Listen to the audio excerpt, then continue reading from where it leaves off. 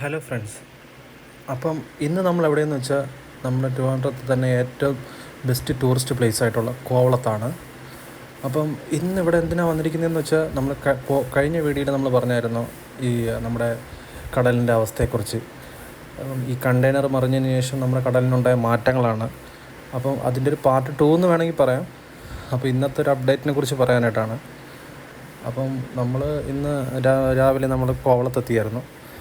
അവിടെ കണ്ടതെന്ന് വെച്ച് കഴിഞ്ഞാൽ ഇപ്പോൾ കഴിഞ്ഞ വീഡിയോയിൽ കണ്ടതിനെക്കാട്ടി കുറച്ചുകൂടെ കൂടിയിട്ടുണ്ടെന്ന് വേണം പറയാം. കാരണം വെച്ചാൽ ഞാൻ കഴിഞ്ഞ പ്രാവശ്യത്തെ വീഡിയോയിൽ കാണിച്ച പോലെ ആ സെയിം സാധനം തന്നെയാണ്, ആ പ്ലാസ്റ്റിക് ഉണ്ടാക്കുന്ന പെല്ലറ്റ് തന്നെയാണ് കടലിൽ മൊത്തവും. അത് ഈ കോവളത്തുള്ള കടലിൽ മാത്രമല്ല, ഒട്ടുമിക്ക എല്ലാ സ്ഥലങ്ങളിലും ഈ ഒരു സാധനം മാത്രമേ കാണാനുള്ളൂ.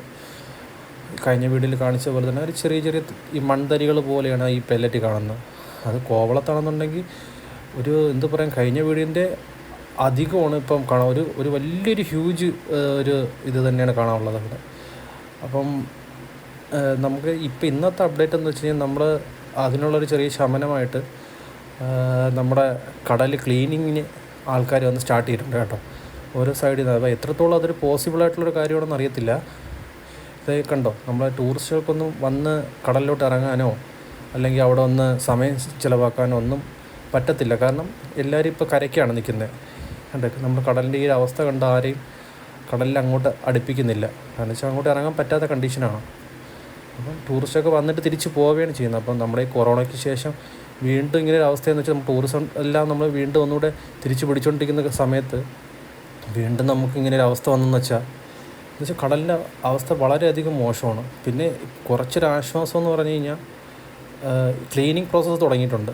കഴിഞ്ഞ പ്രാവശ്യത്തെ പോലെയല്ല, നമ്മുടെ ഈ കടലിൽ ഓരോ സ്ഥലങ്ങളിലായിട്ട് നമ്മുടെ ഷിപ്പിംഗ് കമ്പനീസും ഗവൺമെൻറ്റൊക്കെ ചേർന്നിട്ട് നമ്മുടെ ഒരു സൈഡിൽ നിന്ന് തന്നെ നമ്മൾ ക്ലീനിങ് തുടങ്ങിയിട്ടുണ്ട്. ഞാനിവിടെ ഇങ്ങനെ വെയിറ്റ് ചെയ്യുന്നപ്പോൾ തന്നെ കുറച്ച് ക്ലീനിങ് കമ്പനീസുള്ള ആൾക്കാരൊക്കെ വന്ന് അവിടെ ക്ലീനിങ് സ്റ്റാർട്ട് ചെയ്തിട്ടുണ്ടായിരുന്നു. അത് ഇവിടെ നിന്ന് തുടങ്ങി. നമ്മൾ ഏറ്റവും ഈ ടൂറിസ്റ്റുകൾ ഏറ്റവും കൂടുതൽ വരുന്നൊരു സ്ഥലമാണല്ലോ.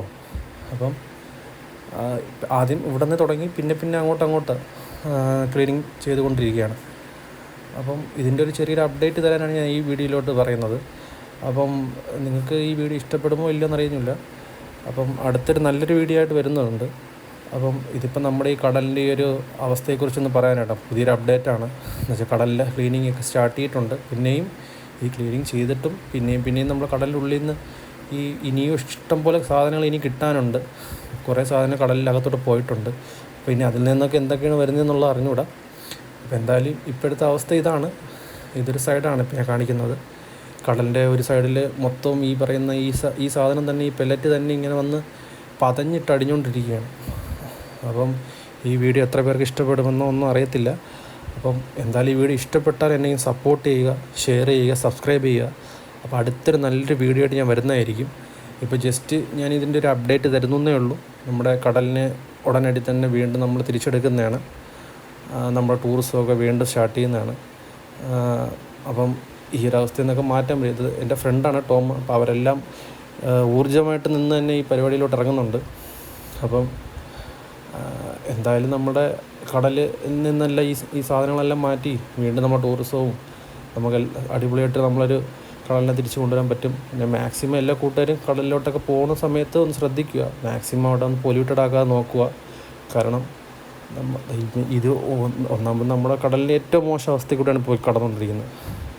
അപ്പം എല്ലാവരും മാക്സിമം ഇത് എന്നെ സപ്പോർട്ട് ചെയ്യുക. അപ്പോൾ അടുത്തൊരു നല്ലൊരു വീഡിയോ വരുന്നതായിരിക്കും. മാക്സിമം എന്നെ സപ്പോർട്ട് ചെയ്താൽ മാത്രമേ എനിക്ക് ഇനിയും വീഡിയോ ഇടാനുള്ളൊരു ഊർജ്ജം കിട്ടുള്ളൂ.